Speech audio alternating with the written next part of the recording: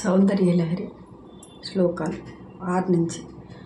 ధనుం పౌంషం మౌరీ మధుకరమయీ పంచవిశిఖః వసంతః సామంతో మలయమరుదాయోదనరతః తదాప్యేకం సర్వం హిమగిరిసుతే కామపి కృపాం అపాంగత్యే లబ్ధ్య జగదిదమనంగో విజయతే.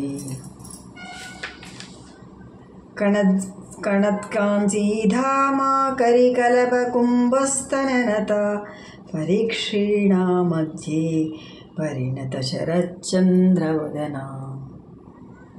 ధనుర్బాణం పాంశం స్ఫుణిమపి తదా నాకరతలై పురస్తాదస్తాం నః పురమదితురహో పురుషిక.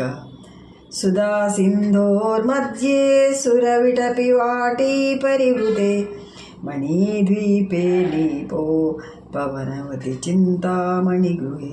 శివాకారే మంచే పరమశివ పర్యంక నిలయం భజంతి త్వాం ధన్యః కదిచన చిదానందలహరీం. మహిం మూలాధారే కమపి మణిపూరే ఉత వహం సితం స్వాదిష్టానే హృది మరితమాకాశముపరి. మనోపి భ్రూमध्ये సకలమపి భిత్వాకులపదం సహస్రారే పద్మే సహరసి పద్యా విహరసే.